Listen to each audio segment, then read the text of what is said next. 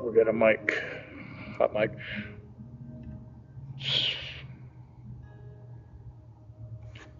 It didn't look like they were going to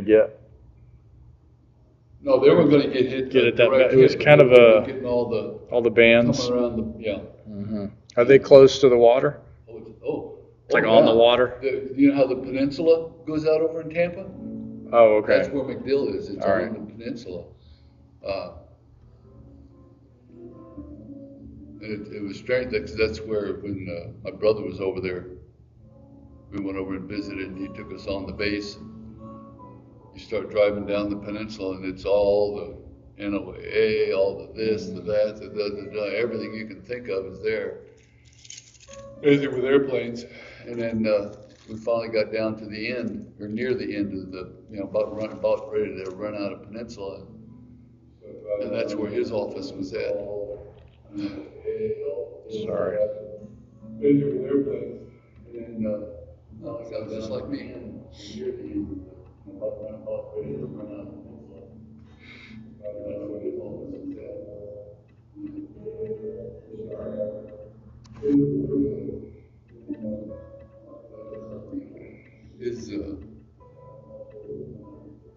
The building he worked in was the one door.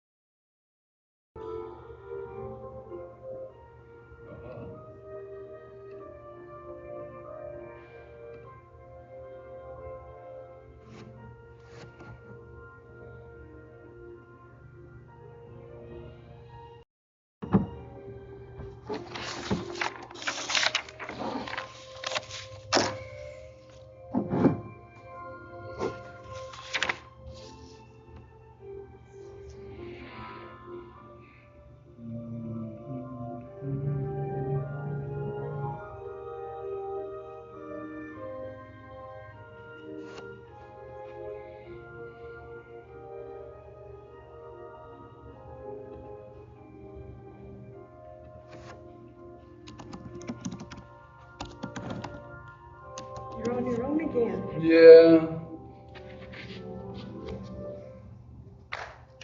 Yeah.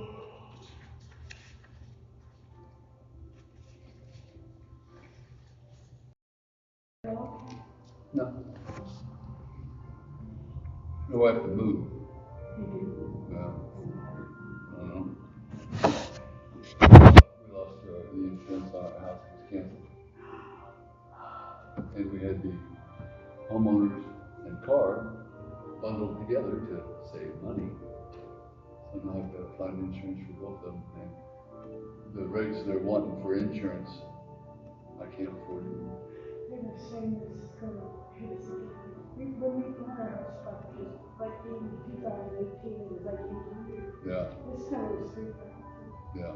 Now the HOA, my husband said if we would get in trouble, maybe one more, so we don't have hurricane insurance. Is that okay with the law?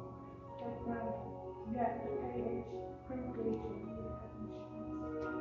Depends on the bylaws of the HOA. Well, they could pay your children if they want. Yeah, that's why I've never lived in an HOA, and if I can help it, I never will. Yeah, we never wanted to, but the problem was we had only some of them over on. Yeah. Ours was a very reasonable thing. I feel like insurance is going to only get worse. Oh, it is. Yeah, my agent, he was telling me, he says, you think it's bad this year? He says, wait till next year. Yeah, because Farmers, see, we got notice of cancellation 2 days. See, we were with AAA, and we got notice 2 days after Farmers Insurance announced that they were leaving the state. And then I was just reading in the paper this morning where Farmers Insurance has laid off 2,400 of their employees. we have,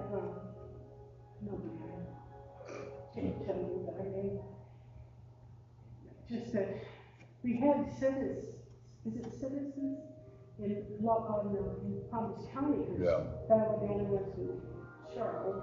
Yeah. And then we always, when we had a vacation home, we always had a car insured in North Carolina because that's a lot cheaper. Yeah. Up there, they don't have anything to do with it.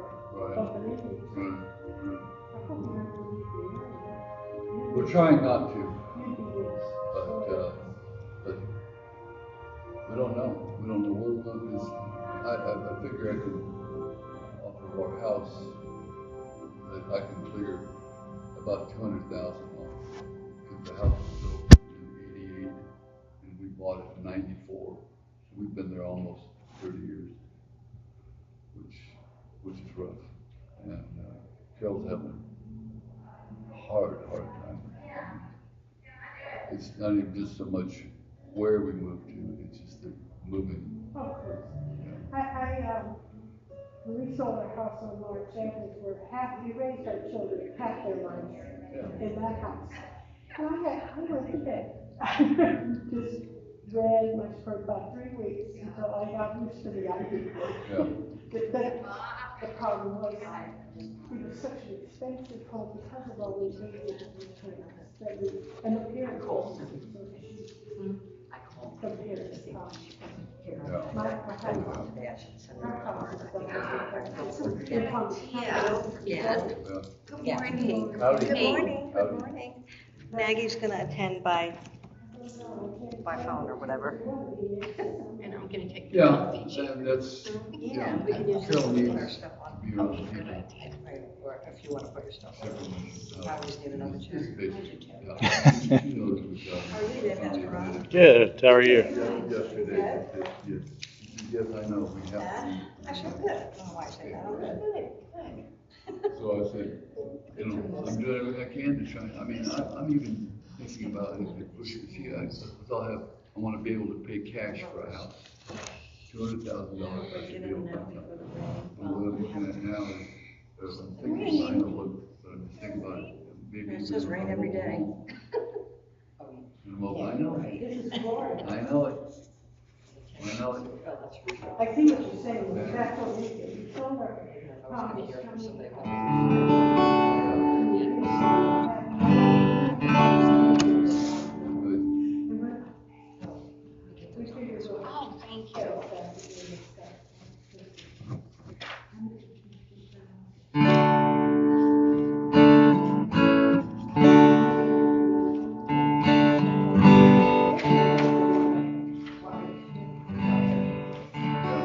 Okay. I think we did this one. I think we did this one recently. Wow, I'm really like Yeah, I think we low did. here. Let's see, is that better? All right, there we go. All right, give thanks. Give thanks with a grateful heart. Give thanks to the Holy One. Give thanks because He's given Jesus Christ, His Son. Give thanks with a grateful heart. Give thanks to the Holy One. Give thanks because He's given Jesus Christ, His Son. And now let the weak say, I am strong. Let the poor say, I am rich, because of what the Lord has done for us. And now let the weak say, I am strong. Let the poor say, I am rich, because of what the Lord has done for us. Give thanks.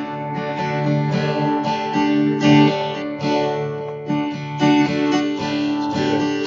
Give thanks with a grateful heart. Give thanks to the Holy One. Give thanks because He's given Jesus Christ, His Son.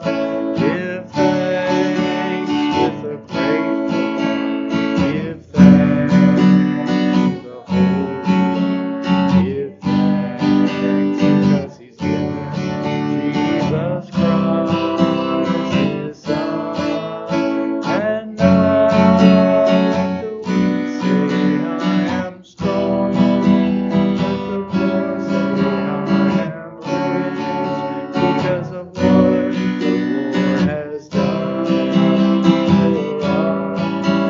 And now let the weak say, I am strong. Let the poor say, I am rich, because of what the Lord has done for us. Give thanks. Let's pray. We're so thankful, God, for this day that you've given to us, for this opportunity to gather together, to experience your presence, and to talk about what it's like to be in relationship with you. We love you, we thank you, and we bless you in your name. Amen.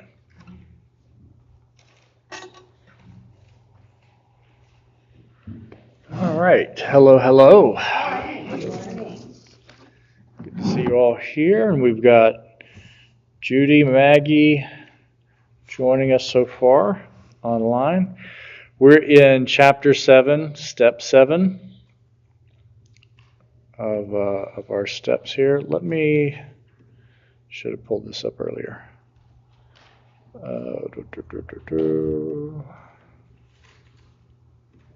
All right, so in our steps here, we're admitting we're powerless. We're believing that a power greater than ourselves can restore us. We're making a decision to turn our will and lives over to God. We're taking a fearless moral inventory. We're admitting to ourselves and God and someone else the nature of our wrongs, and we're entirely ready to have God remove these defects. So 7 is where we ask for it to happen. So this is a pretty long process to get to this point of asking God to remove our shortcomings. If we think about it, what would be the difference in taking all these steps to end on 7 versus just starting with 7? Because it sounds like this is kind of like what we're getting, the point we're getting to is asking God to remove our shortcomings.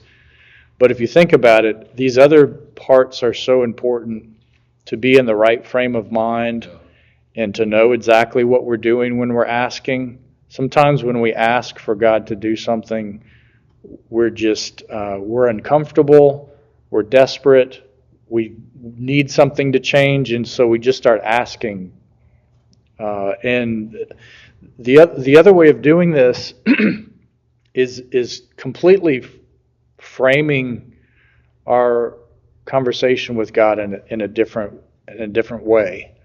So admitting we're powerless, really believing that God is the one that can make a difference, and deciding I'm not just turning this situation over to God, but I'm turning my will, I'm turning my way of thinking over. And that's what we're getting at. So we're kind of, we are asking God to remove our shortcomings, but it's within the context of asking God to take everything. Well, the first 6 steps are basically saying that you want to take responsibility for what's happened in your life. Mm-hmm. Yep. And then when you finally get to the point of asking it, you can say it sincerely and really mean it, other than, dear God, if you just let me win the lottery, I'll do whatever, Yeah. Yeah, and then it also changes the way we think about what it means to be responsible and what we are responsible for. I mean, at the end of the day, really we only have one thing to give, and that's to give our will over to God. Otherwise, we're picking and choosing. We're looking at the whole of our lives and saying, okay, God, you can have this, and God, you can have this, and you can have this, and I'll take care of this other stuff.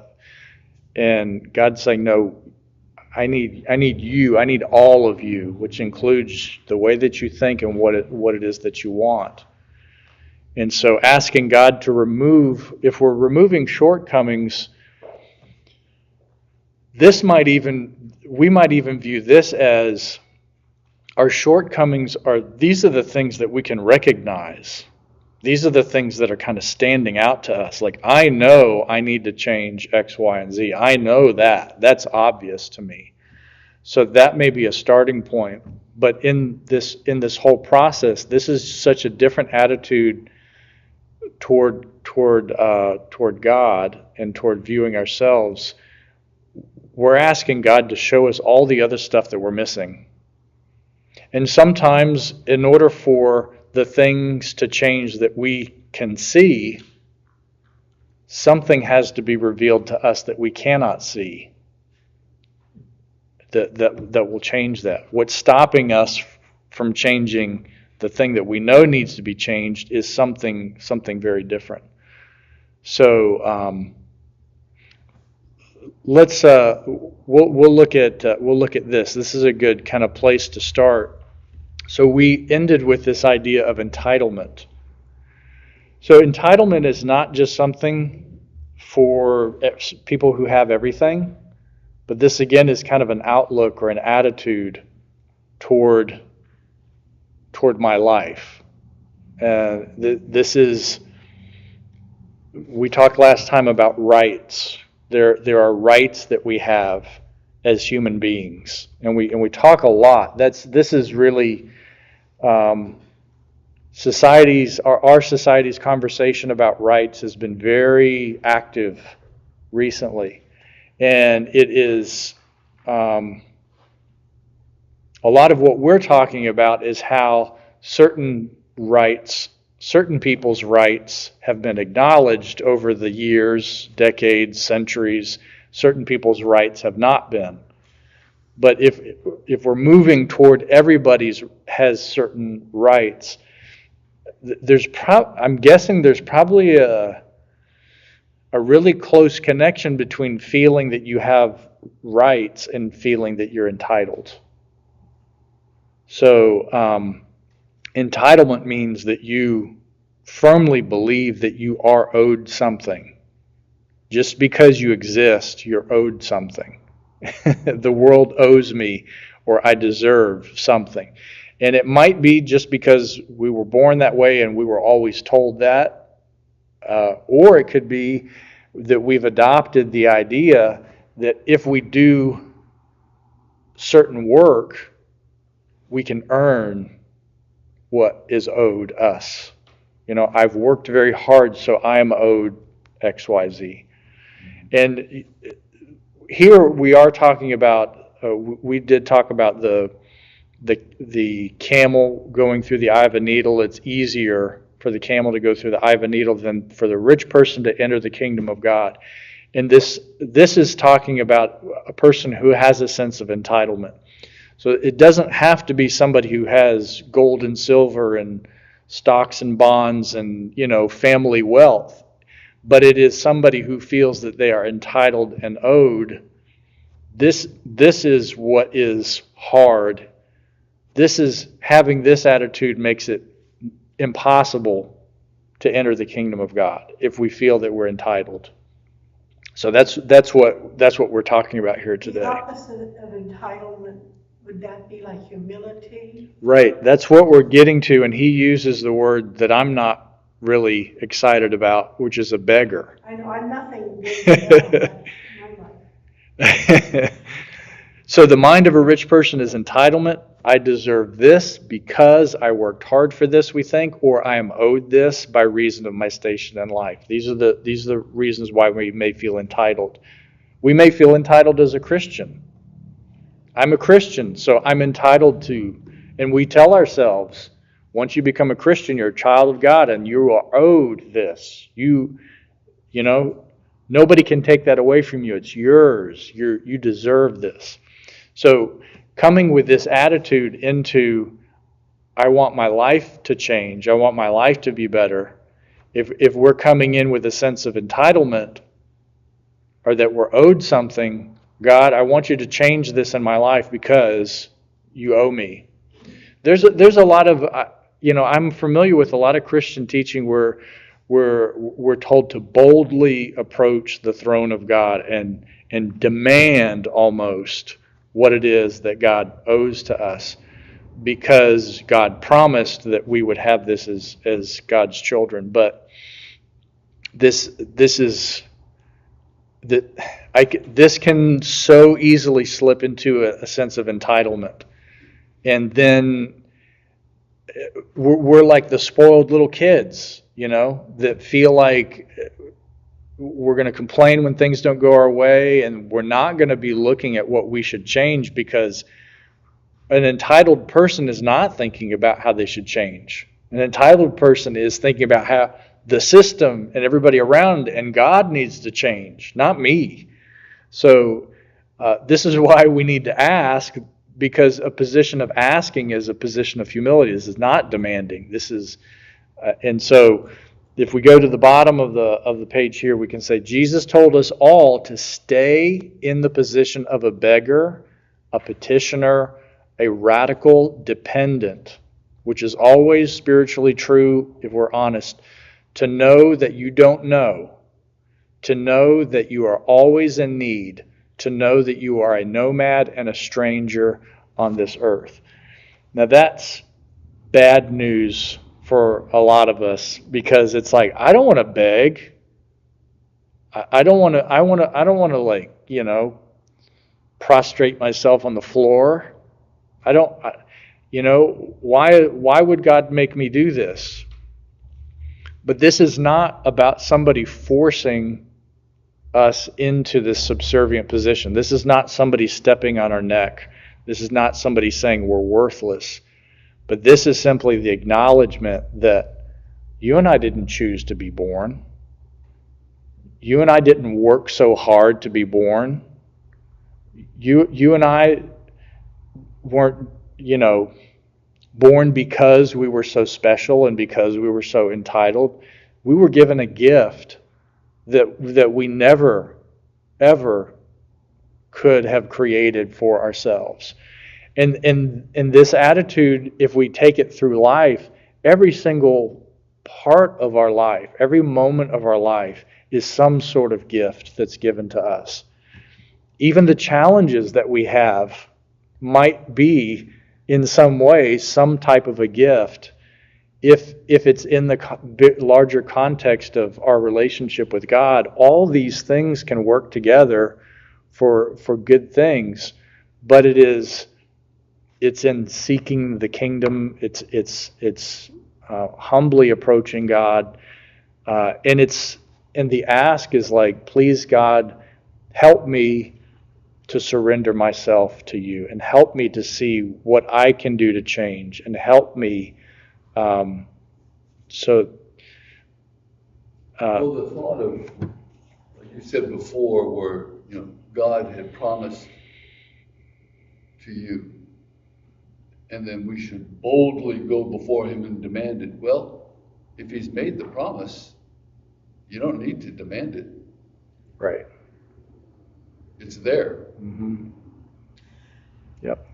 The people I know who have problems with this have usually been rich people that I've known, Mm-hmm. who don't like this story. And by changing the emphasis to humility rather than entitlement, I think if we'd talked about it that way, they would have been able to live with it. I am richer Yeah. than any woman in history before me, richer than Cleopatra, Catherine the Great, no matter how big their castles were, because I have a vacuum cleaner that runs around the house. And Alexa turns off my lights, and I have an air conditioner. I live really good if you're going to talk physical. Mm-hmm. Isn't it amazing how we live so good, and You don't know our happiness and our contentment seems to be not as good as it should be. We should be partying just like every day, right? But instead we're thinking about the stuff we don't have, even though we have all this stuff. So maybe that's a reflection of our entitlement, that we feel like all the things that we already have, we still deserve. All the blessings that we already have.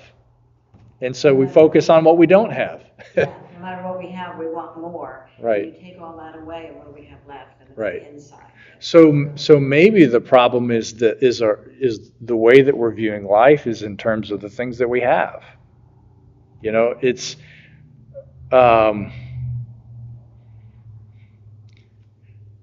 maybe giving thanks for all the things that we have just keeps us focusing on the things that we have. So we're trying in these steps just to strip everything away and move everything to the side and get down to the real heart of the matter, which has to do with us and our relationship with God. It doesn't have to do with our bodies, our life stories, the people around us, all the stuff. It doesn't have to do with that. It has to do with our relationship with God. And if that is lined up, then we can bring the other things into the picture, because then they'll make sense. We can be grateful for all the things that you mentioned, of all the things that we have, all these blessings and benefits and comforts. Most of them are comforts that we have. All of these things that we can be grateful for them, but then there's still, I don't know, we're still obsessed with them.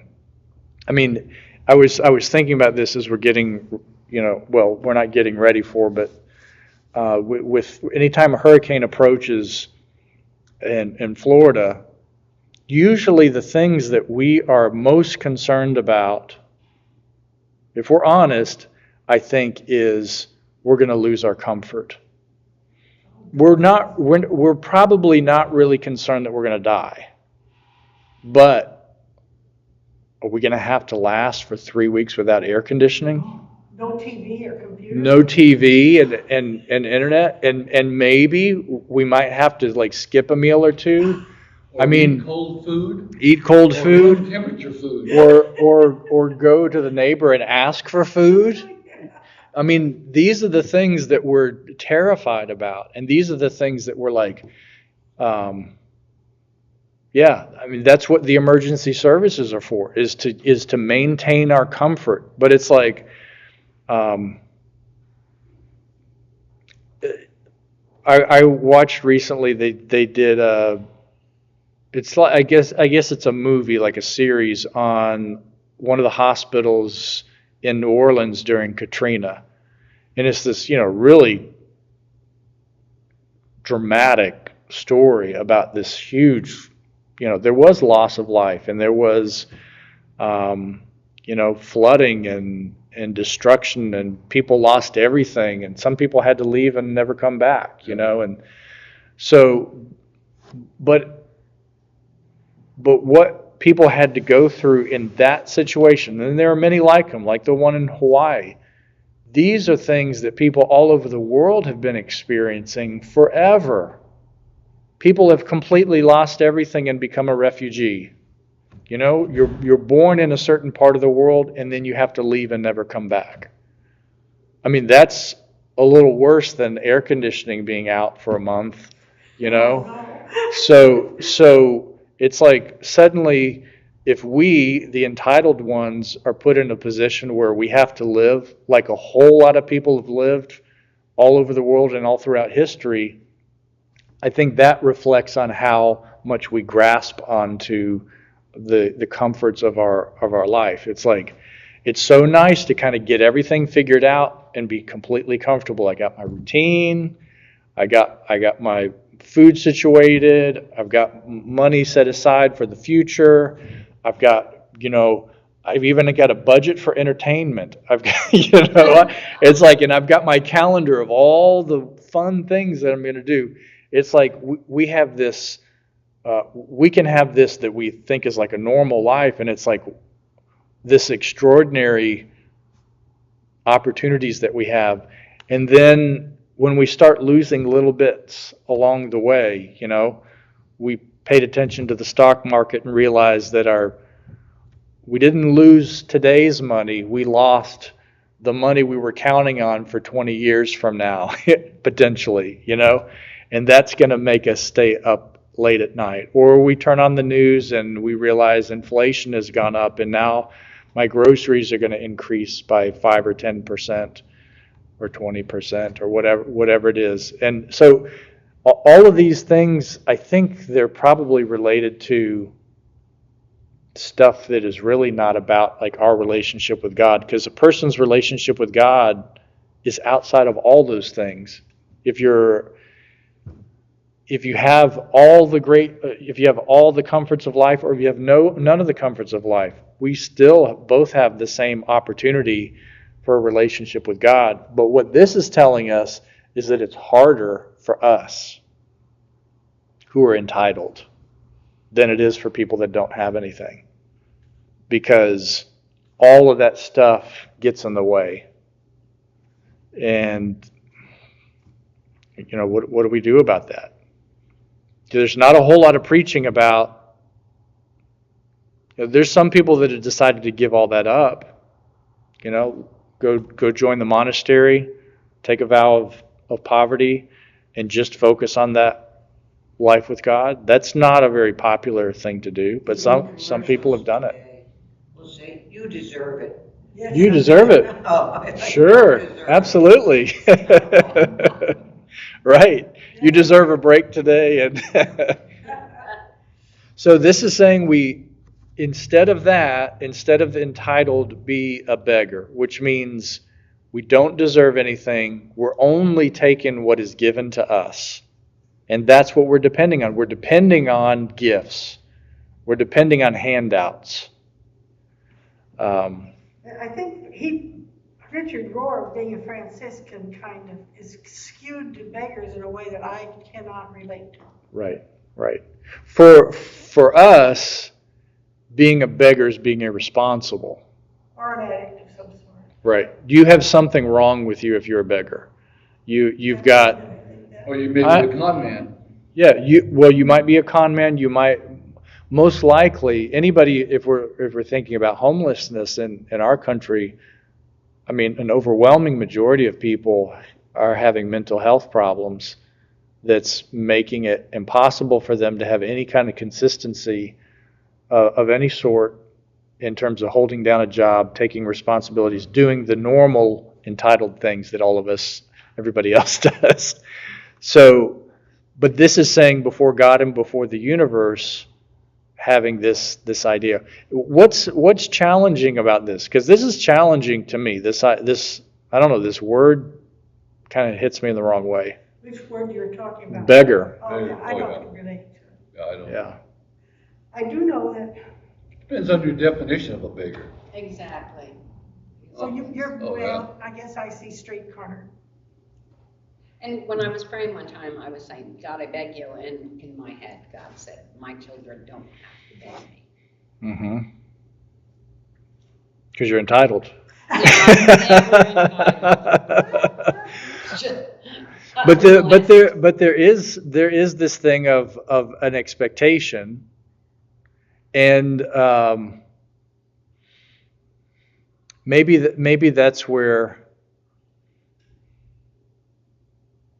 So if you are a beggar, you really don't have expectations or promises or guarantees. I think he's using this to push us toward this idea of our reliance on faith. I mean, it is our trust in God that we're reliant on. I think this may be where we get confused about the not allowing ourselves to have feelings. I remember in one of the growth groups I was in, the minister said he would hate to lose his house. He would feel real bad about that. And his wife said, you can't, that means you're attached. Well, I think we get too judgmental about ourselves. I can have great faith in God, but when I had to move from Palm Beach County, it hurt for about a week or two, and I had to turn my mind around. Mm-hmm. And Yeah. if I don't judge myself, I'll get over it faster. Because at first I didn't want to be a feeling person later. Well, maybe what we need to. There can be some types of attachments. It seems like the gospel and other religious points of view say we should not have attachments. An attachment is right here.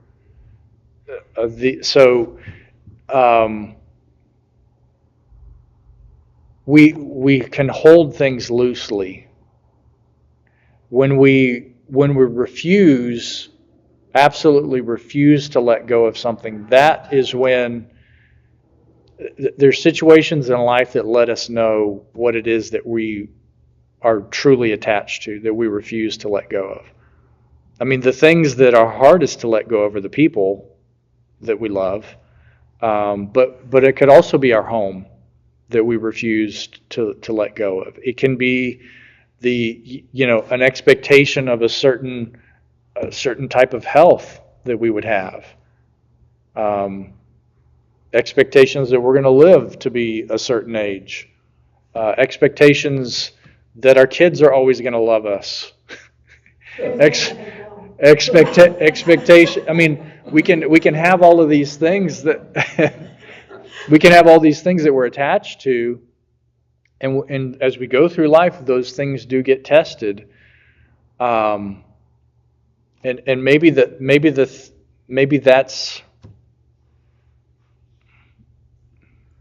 There are definitely opportunities for us to reevaluate what's truly important to us.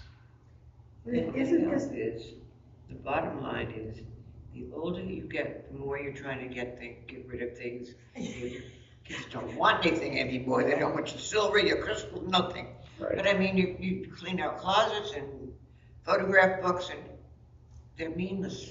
they're just dust? You want to get rid of everything, and the older you get, the more you want to get rid of. Right. It gets easier, so. Now, and this keeps reminding me of the Beatitudes. Do they have one that the blessed are the poor? Mhm. And we don't understand quite what he's talking about? Does that relate to this? Yeah, they both start with, there's a Matthew version and a Luke version. Luke says, "Blessed are the poor," and Matthew says, "Blessed are the poor in spirit." In spirit, okay. Mhm. I like that better. Matthew likely came along later and borrowed from Luke, and he probably made it a little more palatable. Because anybody who's not poor is like, what about me? I'm not blessed? Blessed are the middle class? I mean, so, but I think what this is showing us is, Jesus ends the story about the rich man by saying, but nothing is impossible for God. So he says it's impossible for a rich man to enter, but nothing is impossible for God. So I think he's just saying it's infinitely harder. The more stuff we're attached to, the harder it is for us to let go of those things. God can let a rich man into heaven, but a rich man on his own may have a little bit of difficulty getting in. If he's trying to carry a big suitcase full of gold bricks. But all this is doing, when Jesus says seek first the kingdom of God, seek first the relationship with God, seek first that's the key. And seeking and asking, these are in the same, they're right next to each other. So seeking and asking. So are we asking for relationship with God, or are we asking for relationships with other people? Are we asking for a home that's secure? Are we asking for financial security? Are we asking for a sense of purpose in life? Are we asking for to be released from this or that burden? Or is our first and foremost prayer to ask to be in relationship with God? That's seek ye first. That's that song. That's seek ye first the kingdom of God. That's seeking first the relationship with God. And so anytime that we lose any of these things, when we lose our sense of purpose, when we lose our relationships, when we lose our material things, when we lose those things, those are wake-up calls to how important our relationship with God is. Because if we have the type of relationship with God that God wants for us, we probably don't care about all that stuff. This is what Jesus is trying to get everybody else to wake up to. Because Jesus wasn't attached to his people, and attached to homes, and attached to status, and attached to wealth. And that's what gave him a sense of peace. And he didn't want to die. There's a little bit of humanity. He struggled with that. Yeah, but that was the last thing to let go of. That was the final thing to relinquish. And it seems like it was hard. He was sweating blood. He was alone during this prayer. His everybody else had fallen asleep, and he's like, I don't want this, but I want what you want for me above everything else. And so it doesn't mean that if we put God first, it's easy to let go of everything else. It doesn't mean it's easy. It doesn't mean it won't hurt. It doesn't mean we're not uncomfortable. But it just means that always has to be first if we have a chance of living a life of peace and fulfillment and what God has created us for. Let the relationship with God be your foundation. Right. And I think sometimes we need to go through loss in order to wake up for that. And then some other people may go through a different type of a loss. On his deathbed, my son said, I'm dying, Mom. I said, yeah. He said, I'm not afraid to die. But he said, I'm going to miss my friends. And that's it. Yeah. That's interesting. Wow. Yeah. Because when my mother-in-law died, I said, and she wasn't always good to me. She was sure she was superior. So we had our clashes, but she was the person who talked most with me about things and went to church because I took the family to church. So we had a relationship, even though it was complicated. But at her deathbed, we were with her, and I said, we've been friends for her. And I think she knew what I meant, because she said, friends is all that's mattered to in this world. Mm-hmm. And I thought, wow, and my husband still remembers that. We need to remember the relationships. Yeah. Of course, God would be one of those relationships. But. Right. hopefully that's the basis of all the relationships. Yeah. We're going to end up being attached to something. It's just the way life is. But and we can't. I mean, the closest thing that we can think of to relinquishing everything is to die. So that's why Jesus is using that as an example of we have to die. We have to die in order to have our priorities straight. Because if we have to let go of everything else, all we have left is God. Now, sometimes we're excited about that, but maybe sometimes we're not excited about that. Maybe our idea of a relationship with God is not as appealing as all the other things. So that's something that we should be honest about.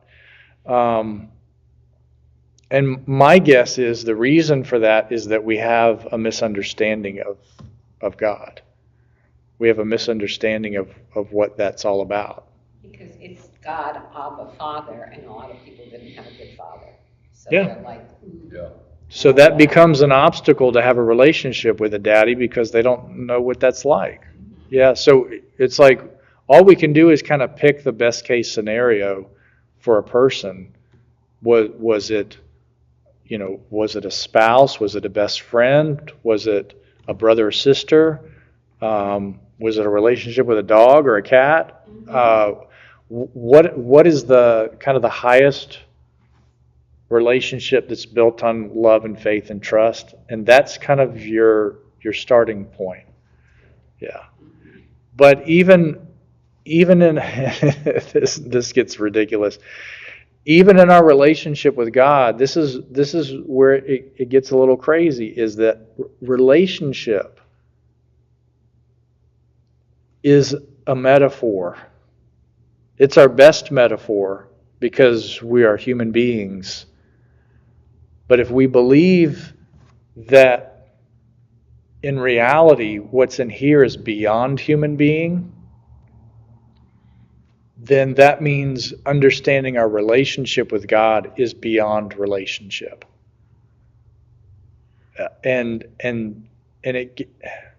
it might feel like it's hard to wrap our head around, but that's kind of the point, is that it is something we can't wrap our heads around. It's a connection with the source of all things, of life and love, and that's what we're called to be in relationship with, that God. And even that, even if let's say we strip away all the attachments to all the people and things around us, and we're just focusing on our relationship with God, within that relationship, we have to shed some things. They are either misconceptions of God that we have to let go of, or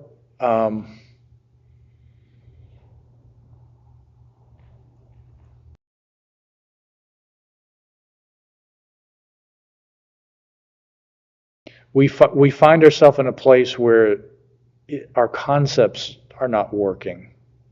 Our thoughts don't work. Our feelings don't work. It is a relationship that's beyond that. And I don't know, it's hard to describe because it can't be described. It can maybe be experienced, or we can hear people describe what it's like that's beyond words. Well, So- it'd be like asking a homeless person, what is your life like? And then listening to them describe it, and then trying to relate what your life is like compared to what they're saying. Right. Yeah. You may have some common concepts that helps you a little bit to understand, but essentially we won't get it. So we can only get it as we start to experience it. So here he continues to talk about real truth. And this means truth that's not just an ideal or a concept, but it is how we situate our life in the world. How real true. There are ways of living and relating that are honest and sustainable and fair, and there are utterly dishonest ways of living and relating to life. So, when we're in this relationship with God, there's honesty, there's sustainability, there's fairness, there's all of these things that are so freeing. And it means letting go of other things. I mean, just to this is one of the most beautiful things maybe about a relationship with God, is it's the one relationship where we can hopefully feel that we can be absolutely 1,000% honest. Because with anybody else, anytime we're telling the people that we love, our friends and our family, if you notice, anytime we tell a story about something that's happening in our life, the story's a little different for this person than it is for this person, And it's not that we're being dishonest, but we understand that we need to frame our conversation a certain way for this person, and frame it a certain way for this person, and frame it a certain way for this person. So in a way, we have to watch what we say. We have to watch what we think, and we have to carefully. But in our relationship with God, we don't have to do that. Now maybe we might find ourselves, if we find ourselves doing that, then that's probably something that we need And I'm sure we to all do. work on. Sure. We tell God what we hope He wants to hear. Well, it's like with these other relationships, it's been described as masks. We wear a certain mask with this person, a certain mask with this person. It's who we are presenting. So we have to ask ourselves, am I wearing my God mask? Am I wearing my holy mask where I'm going to approach the throne of God? So now I have to present my best self. This is my good self, my best self. And all the stuff that I've learned about my relationship, I'm going to put this on in approaching God. So what we hopefully will find out is like our relationship with God doesn't work like that, because it's like You don't need a mask. this is the only relationship where the person we're in relationship with knows more than we do about ourselves, understands ourselves more than we understand ourselves, can see through every single part of why we think the way we do, why we feel the way we do, why we did this, why we did that. And so if we're willing to approach that relationship with God, we probably will come away from that seeing ourselves more clearly. And maybe that's what we need with these steps here, is a big part of it is being able to see ourselves clearly. And in a way, that means seeing ourselves the way God is seeing us. That's a great sermon, God mask. Sure, the God mask. Oh, yeah. Yeah. Whether that means, we say yes sir, no sir, yes ma'am, yes, or we, there's these, we have this idea of how we have to forgive sins before we approach the table. We have to be clean. So it's like before we go into the presence of God, we got to take a shower, like a physical shower, and then we also need to take like a soul shower. We need to ask for forgiveness, and then we can approach. This is where there's a problem of like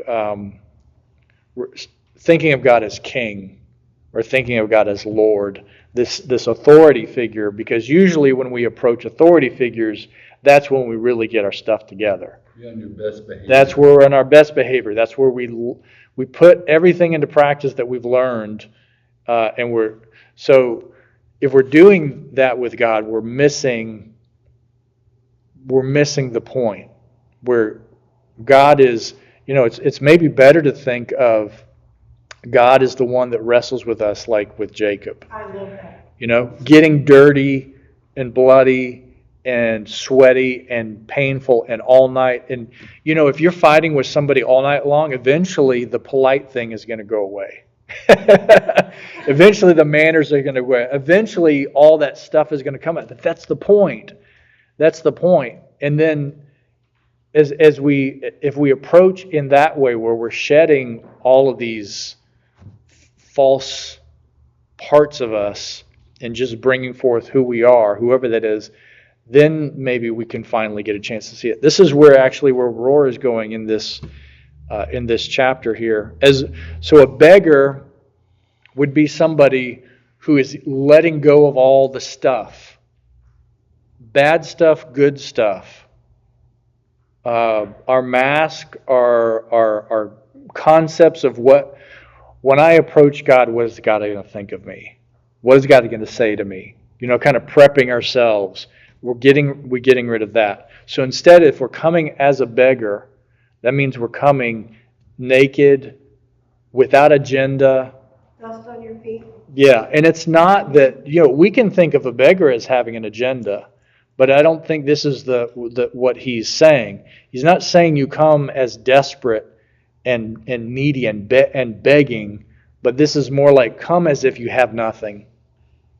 Yeah. Come as if you've lost and let go of everything. Just come as whatever's left of you once all that's gone. So that's real life. That's truth. That's the truth. Who are you? Who am I?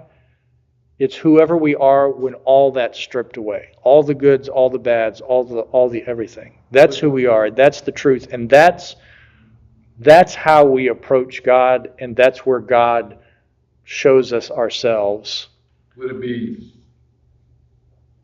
a better way of saying it, approach God as if you have nothing, rather than approach God as if you have lost everything? Yeah, sure. Because if you've lost everything, you're coming to God with, hey, look, I lost everything in the world and I'm just desperate.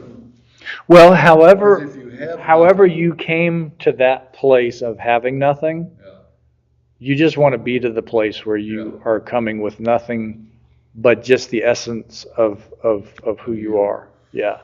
And a lot of it, remember, he goes here, the thing that's going to be hardest for us to let go is our way of thinking.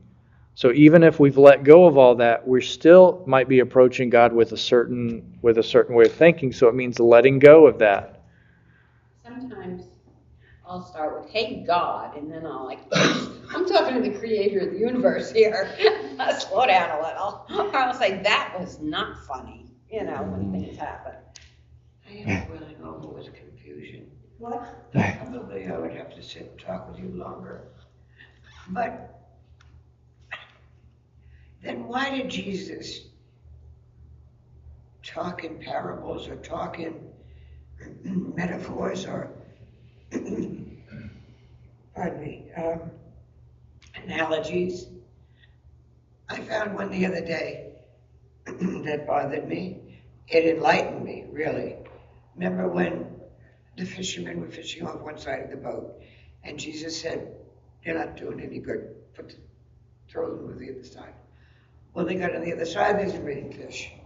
Well, I was not thinking, I was thinking of the words he was saying. And then I realized finally what he was really saying, what you're finding on the other side of the boat. It was an analogy. If it was hard for me in this year, how was it for the people? How was it for you is different, probably than what I was thinking. And maybe every one of us has a different thought. This bothers me. I think it's supposed to bother us. I think that's the intention. I think there's a few reasons why Jesus speaks in parables. One is he's pointing towards something that is mysterious and cannot really be understood with a human mind. He's pointing toward a God that we can only have analogies for, because the truth is it's beyond space. God's beyond space and time, beyond our ways of thinking. So all we are left with is parables. But the other part about parables is they're kind of meant to poke us. They're meant to cause a reaction in us. They're meant to confuse us and to make us think twice or three times, or to make us angry, or to make us happy. Because when Jesus, you can see in Jesus' teachings, a lot of times he told a story and you had a group of people that were overjoyed that he finally said something they really, really needed to hear, and it clicked and it changed their life. There are other people that hated what he said and wanted to kill him for what he said, because it was revealing something that they didn't want to be revealed. So the parables are meant to cause reactions, but they're meant to be enlightening. They're meant to be things that we chew on for a while. And sometimes, I mean, the more that I come across a lot of these stories in the Bible, I'm amazed that there can be some kind of an insight that I get from something, and then years and years and years later, something totally different that I wasn't seeing before. And it's like, I don't know, my circumstances changed, my way of thinking changed. The story stayed the same. I mean, the story is the same words for all these years. So I would say if we read something, if we read one of the parables or something and it really is bothering us, it's probably worth wrestling with a little bit. It's probably worth holding on to, because there might be something in there that is really speaking to us. We just can't figure out exactly right away what it's saying, you know? Well, when the apostle said, why don't you just say it straight out? Why you do these stories? And he said, those of you who have ears, let you hear. Because I think he wants, in fact, that kind of put together a thought I've had before as I read, the deepest form of wisdom comes from pondering what's going on in your life, reflection. That's the deepest form of way to get wisdom. There were two other ways. One is when you go through pain. That's the hardest, and the easiest one is when you follow a guide, a mentor, priest. Mm-hmm. And I think Jesus is wanting us to reflect, like you're saying. I think too, there's a saying that I've heard that when the student is ready, the teacher will appear. Right. And I can hear things 100 times and it won't mean anything, or it won't click because it might not apply to where I'm at in my life, and then all of a sudden the light bulb goes on. Right. It's like, oh, that's what And what those things are is, this is what we had been asking for God to do.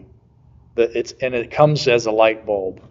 You know? It's like, because when the light bulb goes off, suddenly your life is not the same anymore. It's like you can't go back, because it's not the same. It's all new. And so the more light bulbs, the more we can see what we really have. Yeah. But along the way, we won't get it. We're not ready. We can't see it. That's where I guess we should be patient and just let God do that work in God's time. You know, God's doing a very complicated work in fixing us, in taking us from where we were to where God is taking us. I mean, it's this unfolding that takes a lifetime and more. But that's the joy and the beauty of it too. I think of God, you were talking about not being limited by time and space and how he sees us. After 80 years, there's a lot of who I am that I now forgive that I couldn't when I was young, because I couldn't see it in the context. Well, someone as big as the universe could have seen it all along and said, well, get over it, it's okay. Yeah. I feel like I understand my father more now than I did 10, 20 years ago, because I feel like I'm experiencing what he experienced back then, because now it's my turn to go through this stage of life and these set of circumstances, and I'm like, oh, That's why he acted that way. That's why he said those things. Yeah. That's why he did. Now, you think, You know, why did he do the that? the And all of a goods sudden- the goods and the bads, you know, where it makes more sense. But it's like I couldn't have understood it 20, 30 years ago. I couldn't. It's like, you know, you remember, you know, when you're speaking to your adolescent kid and you just kind of laugh, you're like, you don't understand right now, but you will understand but then it happens again when you're 20 years old and you got life all figured out and you're so smart, you know. Been there, done that. I went to to take the dog to the vet, and the vet had to be in her late 20s, and I'm just like, oh my gosh. I remember being in my late 20s and being a pastor and like having the clerical collar and, you know, doing my thing, and I'm like, how did anyone take me seriously at all? I just think like, I thank God for these gracious people that were just like, oh, we'll play along with this game, you know. They used to hand me. We would do these baby dedications, and we would have like sometimes 10 or 20 babies at a time would get. So they'd hand them to the pastor. So they'd hand me a baby, and I'm like, I don't know. How do you hold this thing? I would get pointed out because when you just saw me trying to hold this thing, it reveals all, Wow. you know. But after, you know, having a kid for 3 or 4 years, you take it and you just flip right into the position, and you don't even think twice. But you got to go through the wake up every night and rock to sleep and yada yada yada. You have to. So yeah, there are things we may want something to change in our life, and we're just not mature enough yet. We just don't get it. It's like we're the little kid trying to ask for something, thinking we're so smart and we know best, when it's like, well, one day you'll understand why you don't have it right now. Mason is 7, and I'll say, Mason, I'm so tired. And he'll say, how can you be tired? And I said, when you're 75, think of me. When you're 75, think of me. Right. Yep, there's a difference. Well, and we've all said when we were kids, it's like, well, when I grow up and become a parent or adult, I'll never do that to my kids, or all blah, blah, blah, blah.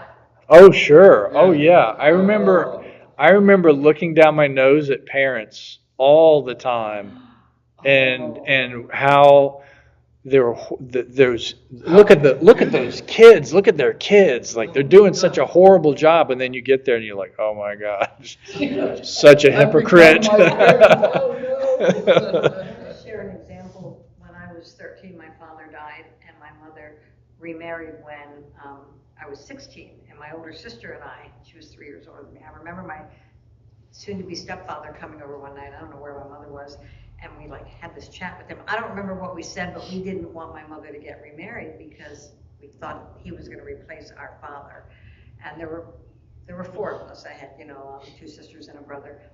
Well, so I was 16. Fast forward, I got clean about 3 years after that. I was 2 or 3 years clean, and I was probably about the same age my mother was when she got remarried. And I had this light bulb go off, and I remember thinking, oh my God, how selfish was I?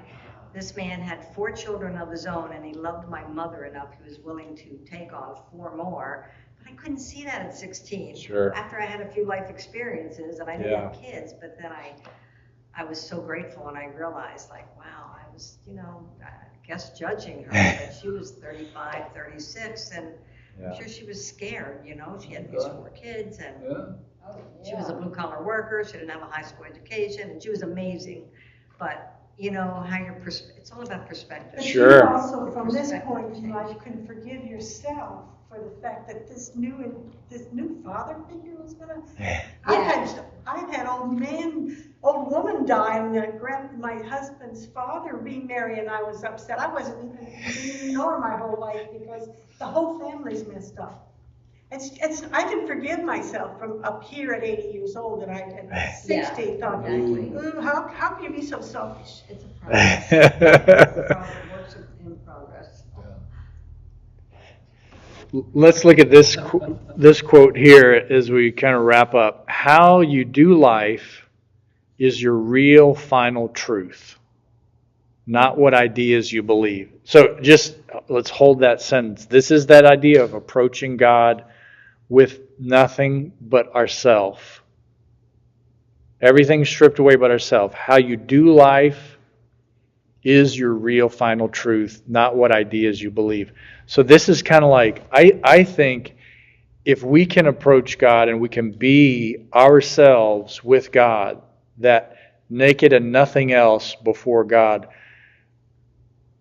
this is probably the empowered, honest, truthful person that should be doing life.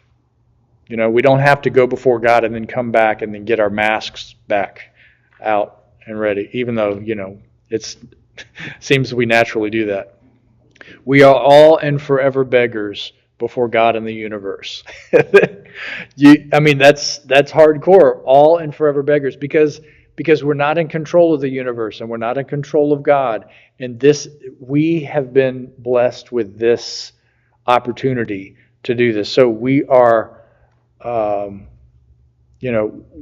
we don't have anything. We're just here experiencing this. We're not even in control of our own lives. No. We think we are. We tell ourselves stories to believe that. I'm doing a great job today. No. We can never engineer or guide our own transformation or conversion. If we try, it will be a self-centered, well-controlled version of conversion, with most of my preferences and addictions still fully in place, but now well disguised. That's why we can't fix ourselves. Got the mask on. That's why we can't. This is why God has to be the one to reveal it to us, and to do the work of the transformation. So that's where we'll end off for today. And I have one question for you. Okay. You said a little while ago, in a sermon one morning, that your wife said, "Why do you love me?" I don't know what your answer was, but thinking about that, I'm saying, have we ever asked God, "Why do you love me?" Right. And what is the answer to that? I don't know. Right. I've never satisfactorily answered that question to my wife. She's asked me that many, many times over the years. And the reason why I don't want to answer is because I think every answer that I would give is short of the truth. I love you because you're beautiful. I love you because you're funny. I love you because... And it's like, but the thing is, if for some reason she ceased to be funny and she ceased to be beautiful and I would still love her. How can you love me now? But I don't know that I can answer why. I always tell Mason, I love you because you're you. Yeah. That's it. And even if you became somebody else, that might make it harder. But yeah, it's a just because. That's kind of the answer. Why just because? I can't explain it, but I know I do. Well, you can't explain love anyway. Yeah. Well, I'm one of those people who would love my children no matter what they did, so I have no problem believing he loves me. Yeah. Sometimes I think one of them's going to say, "I don't." I know you, and I don't believe Well, if they do, it's just temporary. That's just for the day. Just for the day. Sometimes you love your children, but you don't particularly like them. like what they're It's doing. like I don't like what you're doing, but I still love you. Yeah. Yeah, that's right. Yeah. I'm not happy with you in this moment, but I still love you. Send us out in the power of your Spirit, Lord. May our lives bring Jesus to the world. May